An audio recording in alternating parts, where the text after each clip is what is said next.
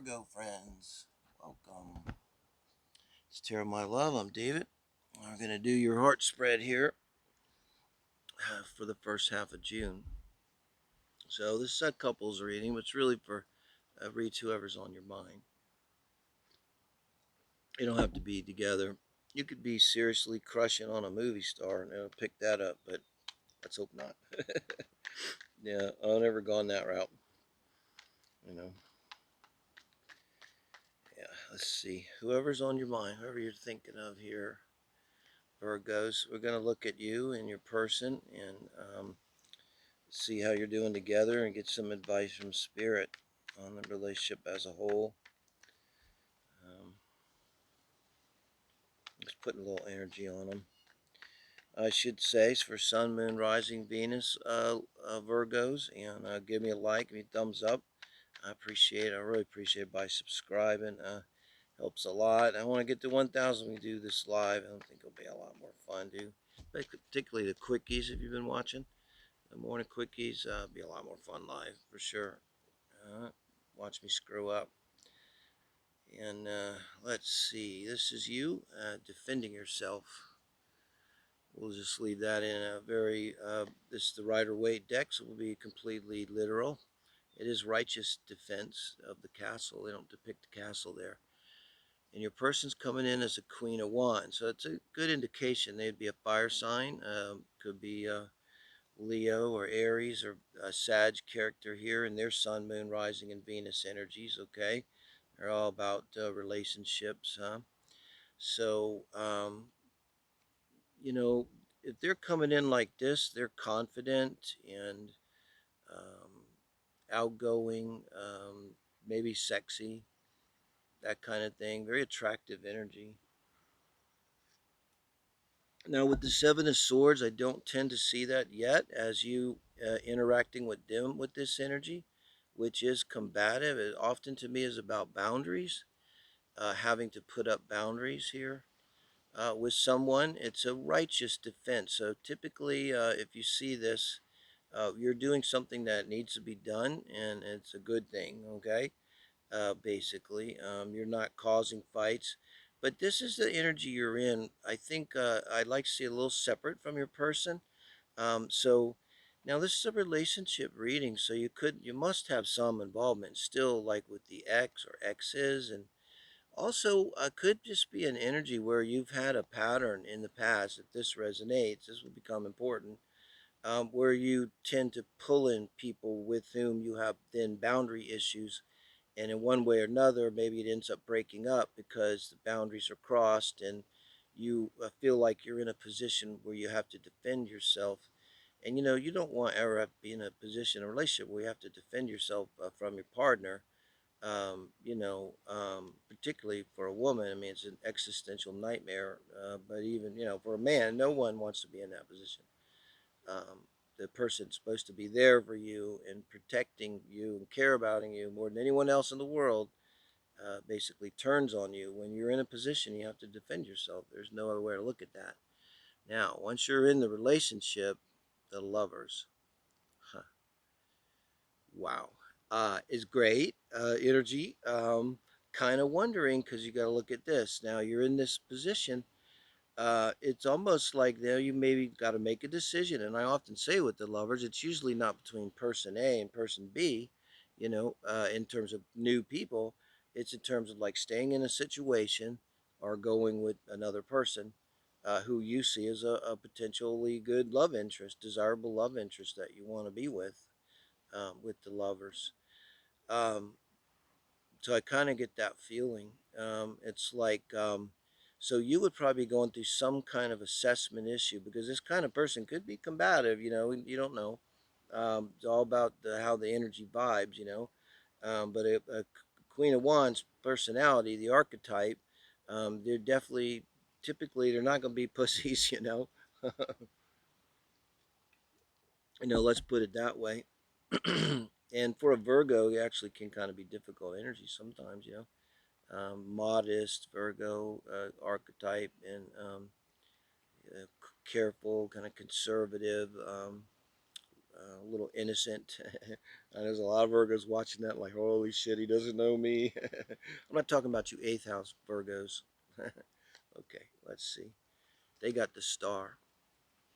Now, wow. So the lovers in the star are, that's how they're feeling when they're in the relationship. So this is beautiful. I mean, this is a very high bright vibration. So I think they are a high vibing fire sign person.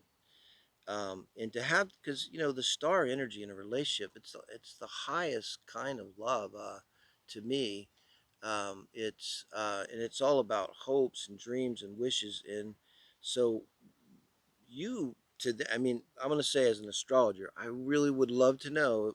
Leave me a comment. Let me ask this: if you know astrology a little bit, is their sun on your descendant, on your right on your descendant, or within 10-degree orb? Because uh, when they look at you with this star card, man or woman, they're like everything that they've ever wanted in a man, or everything they've ever wanted in a woman, and it's just like they're just blown away. I think absolutely blown away.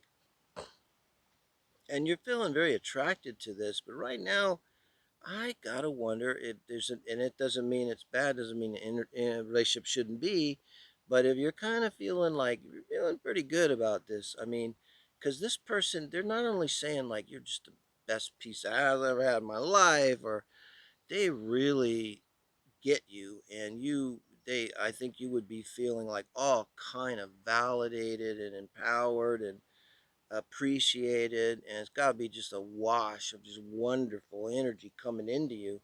So in answer to any question of you're going to draw in another person and maybe a pattern of people that end up putting you in a position where you have to defend yourself, don't see that happening now.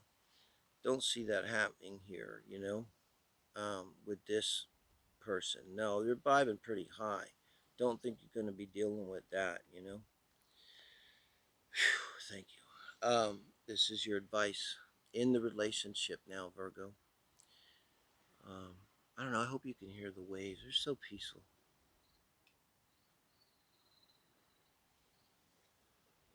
Ah, but look at this. Here you are, Seven of Wands, and this is your advice, the Nine of Wands.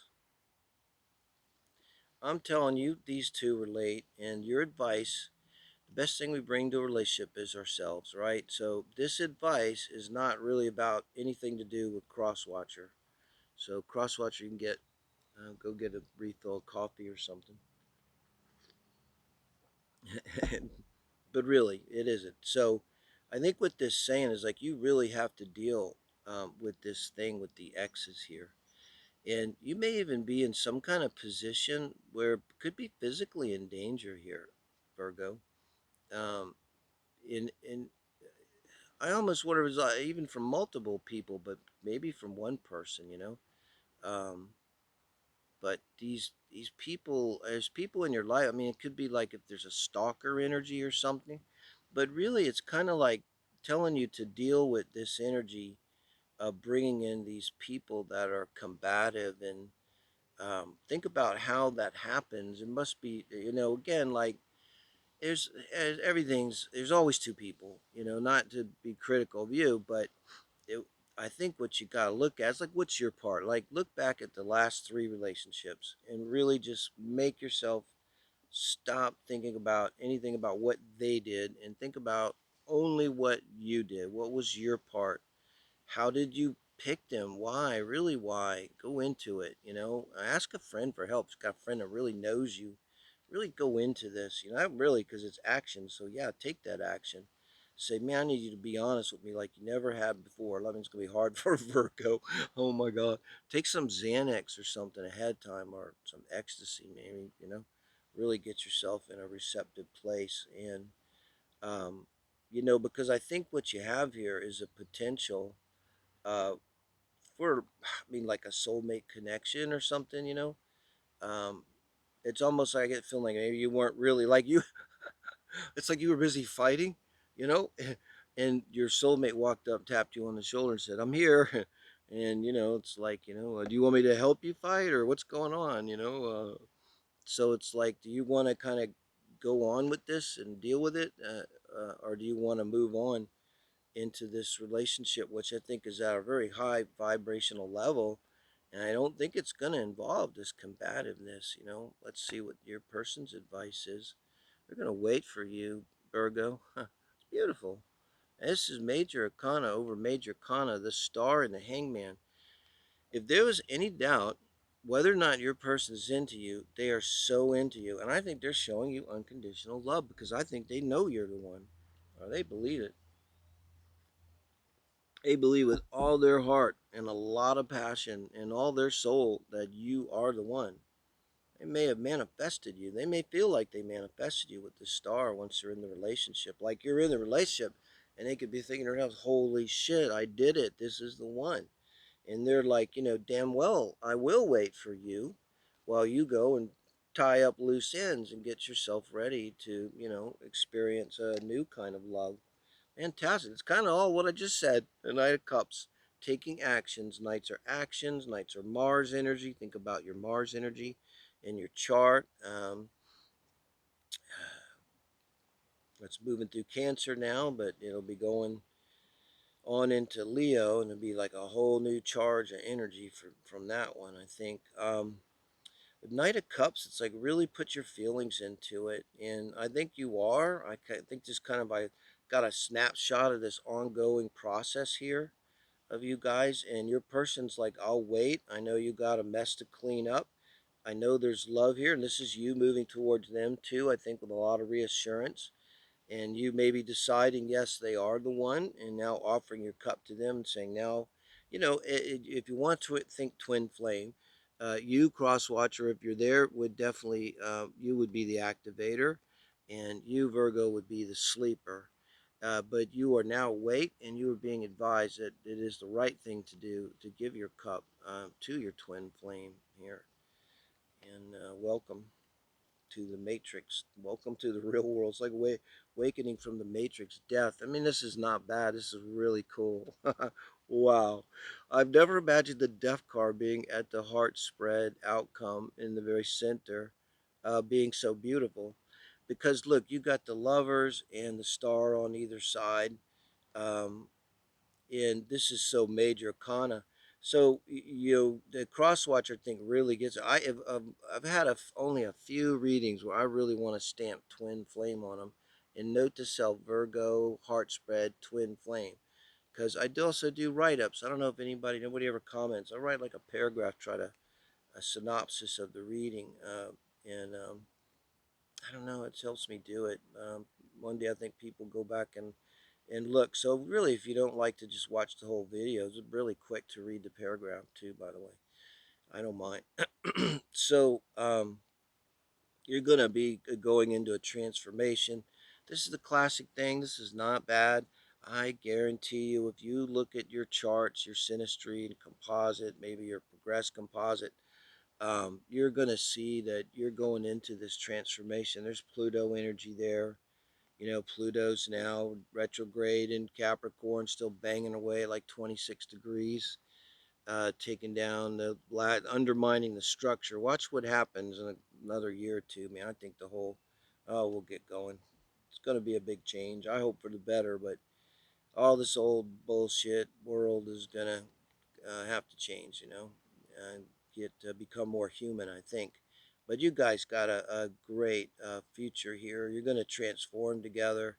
You might be doing work together, very important work. Your relationship is going to really grow, and it's very dynamic, and it's very important that you go back and deal with all that stuff because you want to do this right, and they're waiting for you and supporting you, holding space for you. Big dog.